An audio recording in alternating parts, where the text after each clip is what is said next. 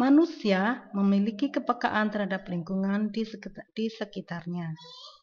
Neuron atau sel saraf adalah sel khusus yang membantu tubuh untuk mengumpulkan informasi tentang lingkungan, menginterpretasi, dan memberikan reaksi terhadapnya. Stimulus atau rangsang adalah segala sesuatu yang diterima oleh tubuh, di antaranya adalah cahaya, diterima oleh mata, bau, diterima oleh hidung, cuaca, diterima oleh kulit, sentuhan, diterima oleh otot atau kulit, makanan, diterima oleh lidah, panas atau dingin, dan nyeri diterima oleh kulit. Reaksi terhadap rangsang yang diterima dinamakan respon. Contoh respon adalah gerakan karena adanya sentuhan, merasakan rasa makanan, merasakan panas dan dingin, ataupun melihat, dan sebagainya.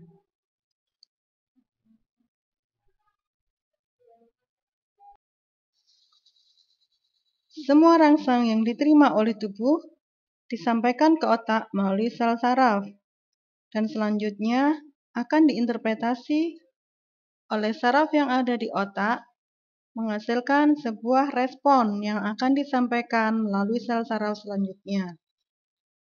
Contoh respon adalah gerakan pada lengan. Informasi dari otak selanjutnya disampaikan ke lengan atau ke otot lengan untuk menghasilkan sebuah gerakan, di mana di dalam otot lengan terdapat sel saraf. Hampir di seluruh tubuh kita tersusun atas sel saraf. Sel saraf atau neuron yang menyusun jaringan komunikasi yang besar dalam tubuh disebut dengan sistem saraf, sehingga neuron merupakan unit terkecil dari sistem saraf. Jadi fungsi sistem saraf adalah untuk berkomunikasi terhadap lingkungan di luar maupun lingkungan di dalam tubuh. Apa yang terjadi jika seandainya salah satu neuron tubuh kita tidak berfungsi? Contohnya neuron pada lengan. Tentu saja, lengan kita tidak dapat digerakkan. Struktur neuron terdiri dari bagian yang pendek dan juga bagian yang memanjang. Bagian yang pendek dinamakan badan sel, bagian yang memanjang dinamakan akson.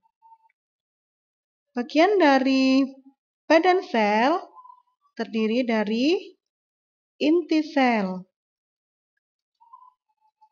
Inti sel berfungsi untuk mengatur seluruh kegiatan sel. Kemudian ada juga badan sel. Di dalam badan sel terdapat organel sel yang lain seperti mitokondria, badan Golgi, retikulum endoplasma, dan sebagainya. Sedangkan dendrit adalah bagian dari badan sel yang menjulur dan berfungsi untuk menerima rangsang yang selanjutnya diteruskan ke badan sel dan ke akson. Bagian neuron yang panjang dinamakan akson, di mana akson terdiri dari selaput mielin. Selaput mielin berfungsi agar supaya impuls yang melewati akson tidak menyebar kemana-mana. Bagian yang tidak terbungkus oleh akson dinamakan nodus Ranvier. Nodus Ranvier berfungsi untuk mempercepat impuls. Akson adalah tempat di mana impuls menjalar. Akson lebih detailnya bisa kita lihat sebagai berikut. Akson dibungkus oleh selaput mielin. Di dalamnya terdapat juga nukleus serta sel schwann yang berfungsi memberi nutrisi pada neuron. Selanjutnya, ujung akson dinamakan neurit. Neurit akan meneruskan rangsang atau impuls ke sel saraf selanjutnya. Inilah struktur dari neuron. Untuk menyampaikan sebuah pesan, sel saraf yang satu berhubungan dengan sel saraf yang lain. Pesan disampaikan melalui impuls. Apakah impuls?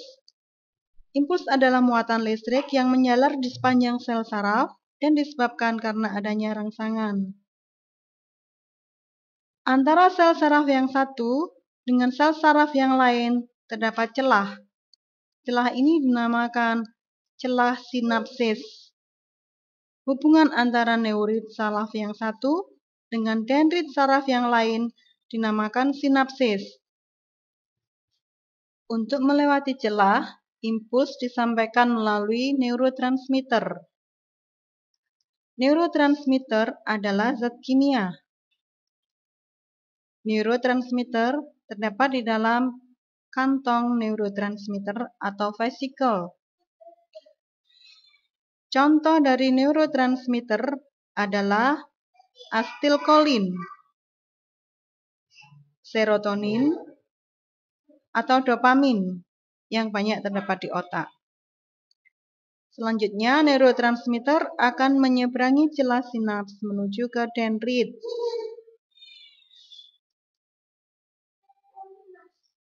Di dendrit, asetilkolin akan dinetralkan oleh zat yang dinamakan kolinesterase. Zat tersebut adalah suatu enzim. Pada pemakai obat-obatan, neurotransmitter ini diblok sehingga tidak sampai pada dendrit. Sehingga pesan tidak sampai pada sel saraf selanjutnya. Hal inilah yang mengakibatkan halusinasi atau ketidaksadaran. Dengan sampainya neurotransmitter pada dendrit, maka pesan atau impuls dilanjutkan ke sel saraf selanjutnya. Untuk terjadinya sebuah gerak diperlukan sel saraf. Sel saraf ada 3 macam, yaitu saraf sensoris yang gambarnya seperti ini, saraf konektor yang gambarnya seperti ini, dan saraf motoris yang bentuknya seperti ini. Saraf sensoris banyak terdapat pada reseptor, yaitu indera. Contohnya pada indera penglihat, indera pendengar, indera pembau, dan indera perasa. Saraf konektor banyak terdapat pada otak maupun sumsum tulang belakang. Saraf motoris banyak terdapat pada otot atau organ yang lain. Saraf sensoris berfungsi meneruskan impuls dari reseptor menuju ke neuron konektor atau otak. Neuron konektor berfungsi meneruskan impuls dari neuron sensoris ke neuron motoris. Neuron motoris berfungsi meneruskan impuls dari neuron konektor menuju ke efektor.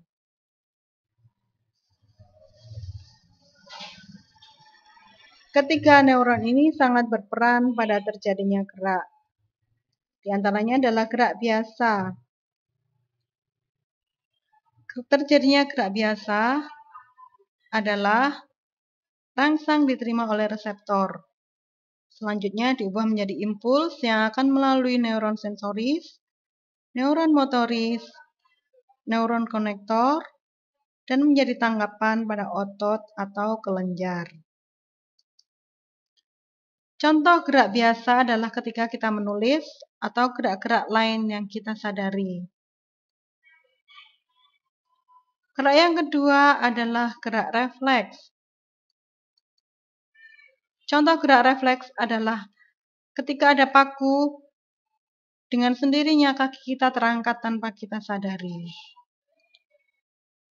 Jalannya rangsang pada gerak refleks adalah rangsang diterima oleh reseptor, kemudian menuju ke neuron sensoris, dari neuron sensoris selanjutnya ke sumsum spinal, dari sumsum spinal kemudian ke neuron motoris, ke otot, maka terjadilah gerakan. Gerakan tanpa disadari terlebih dahulu terjadi, baru kemudian kita sadar karena setelah gerakan sampai di otot, barulah impuls disampaikan ke otak. Jadi itulah gerak refleks dan gerak biasa.